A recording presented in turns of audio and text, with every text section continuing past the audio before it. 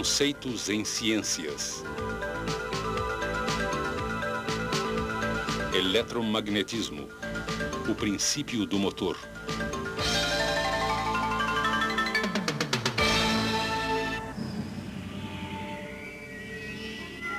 O ano é 2010. E na base lunar Alpha está sendo preparado um embarque de suprimentos para uma colônia em Titã. Os suprimentos foram carregados em uma cápsula especial que está entre um par de trilhos.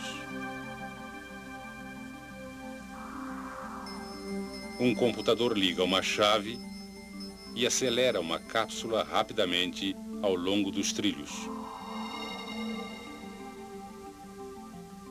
A força que acelera a cápsula foi observada pela primeira vez pelo físico francês André Ampère em 1820.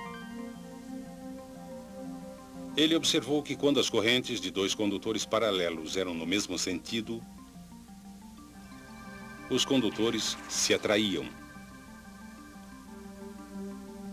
Mas quando as correntes eram em sentidos opostos, os condutores se repeliam. Ampère concluiu que os campos magnéticos ao redor dos fios criavam forças de atração e repulsão. A regra da mão esquerda para o condutor prevê o sentido do campo ao redor de cada fio. Quando os campos entre os fios estão no mesmo sentido, para ambos os fios, ocorre repulsão. Essa repulsão é similar ao que ocorre quando dois ímãs em forma de barra são colocados lado a lado, de maneira que o campo de um ímã esteja no mesmo sentido que o campo do outro.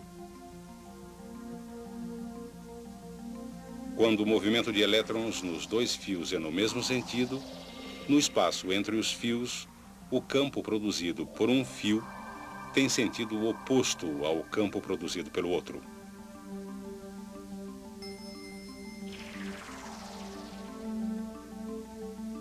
O resultado é que os fios se atraem.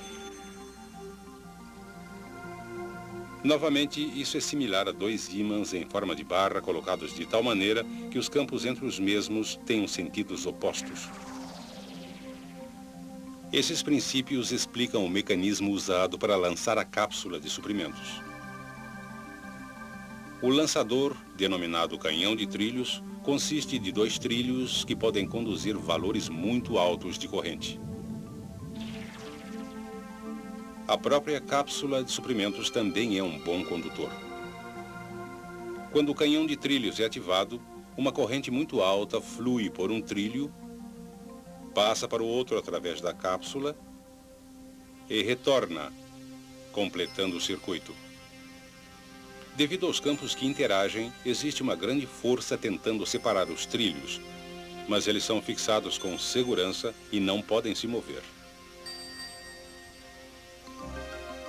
O campo produzido pela corrente que passa através da cápsula fica no mesmo sentido que o campo entre os trilhos. Isso resulta em uma força repulsiva que empurra a cápsula. E como a cápsula não é fixa, a força que atua na mesma pode impulsioná-la ao longo dos trilhos a uma velocidade cada vez maior.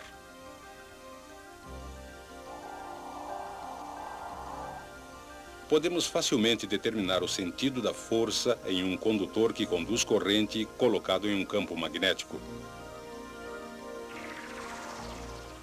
Se o fluxo dos elétrons for nesse sentido, o campo produzido ao redor do condutor irá interagir com o campo produzido pelos ímãs.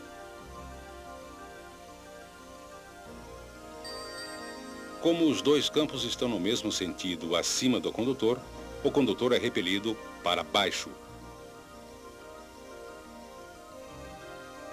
Se o sentido do fluxo dos elétrons for invertido, o campo ao redor do condutor também inverte. Os campos estão agora no mesmo sentido abaixo do condutor, e o condutor é repelido para cima. Chamamos este efeito de o princípio do motor. O princípio do motor é uma das aplicações mais importantes da descoberta do eletromagnetismo por Hans Christian Ørsted. Mas foi o inglês Michael Faraday quem, em 1821, juntou tudo e desenvolveu o primeiro motor eletromagnético. O princípio do motor diz que, se um condutor que conduz corrente for colocado em um campo magnético externo, ele será submetido a uma força que é perpendicular tanto ao sentido do movimento dos elétrons como ao campo magnético externo.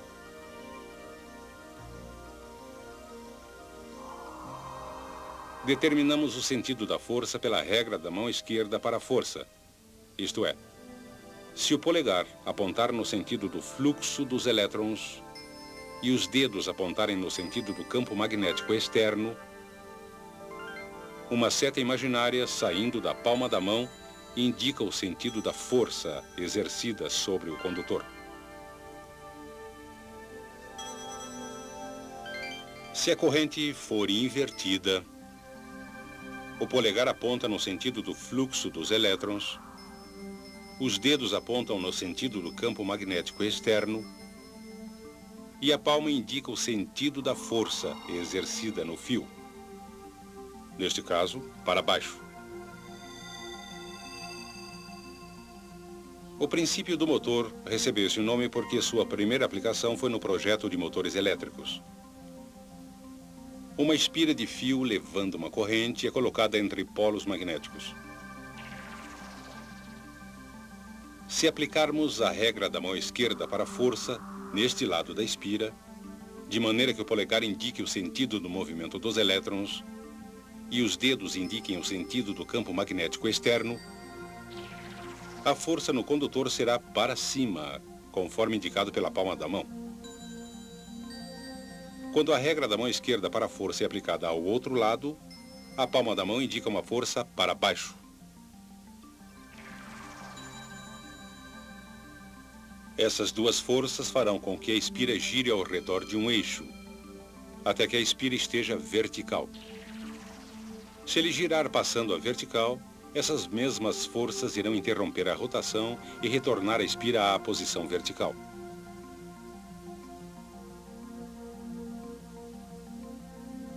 Mas, para executar trabalho, a espira deve continuar a girar. Podemos fazer isso com facilidade, dirigindo o movimento dos elétrons por um anel dividido chamado comutador, que está em contato com escovas de grafite.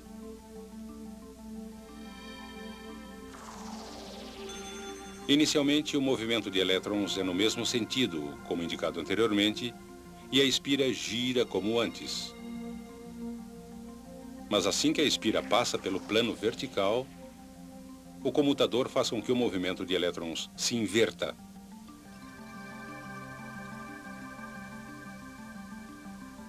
E isto inverte o sentido das forças nos lados da espira, fazendo a espira continuar a girar.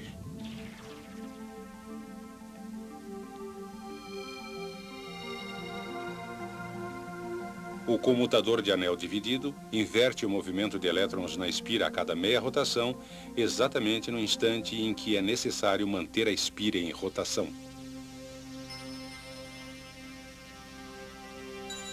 Normalmente, usamos energia elétrica para fazer o motor funcionar. Mas poderíamos usar o motor para produzir energia elétrica?